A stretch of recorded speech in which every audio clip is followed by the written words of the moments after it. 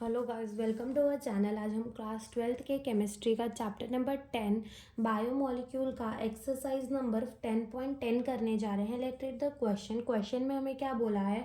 Enumerate the reaction of the D glucose which can not be explain by it's open chain structure. यानी कि हमें वो बताना है, उन रिएक्शंस के बारे में बताना है ग्लूकोज के जो कि उसके ओपन स्ट्रक्चर से नहीं पता चल पाते। या फिर ये क्वेश्चन आपको ऐसे भी मतलब पूछ सकता है एग्जाम के अंदर कि लिमिटेशन बताओ linear structure of the glucose के। तो ये दोनों ही बात सेम होगी, लिमिटेशन देख लो या फिर ऐसे रिएक्शन डी ग्लूकोज की जो उसके ओपन स्ट्रक्चर से नहीं एक्सप्लेन हो पाते। तो यह हमारा आंसर होगा ये। देखो पढ़ते हैं।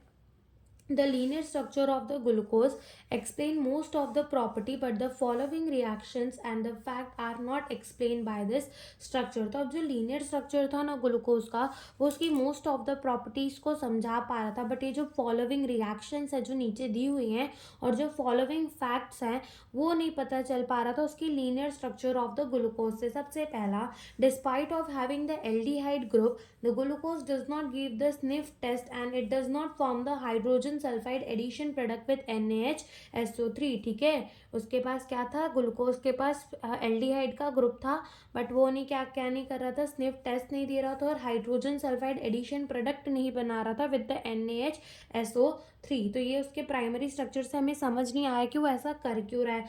फिर देखो, the penta acetate does not react with the penta acetate of glucose does not react with hydroxylamine indicating the absence of the free CHO group। यहाँ पर हमारा क्या आएगा, ग्लूकोज आएगा। The penta acetate of glucose जो था वो किसके साथ नहीं रिएक्ट कर रहा था, हाइड्रोक्सिल अमाइन के साथ, indicating the absence of the free CHO group. और जो अपना ग्लूकोज था वो एग्जिस्ट करता था दो फॉर्म के अंदर, अल्फा एंड बीटा। तो ये भी उसके लीनियर स्ट्रक्चर से पता नहीं चल पा रहा था। जो beta form of the glucose था वो कैसे ऑब्टेन होता था, by the crystallisation of concentrated solution of the glucose at 303 kelvin.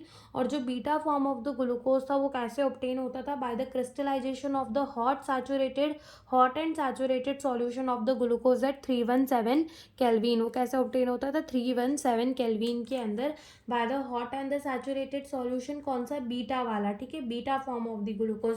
Where as alpha form कैसे मिलता था, कंसनट्रेटेड सॉल्यूशन को एट 303 केल्विन और यहाँ पर 317 केल्विन। तो यही हमसे इस क्वेश्चन में पूछा था। Thank you for watching the video.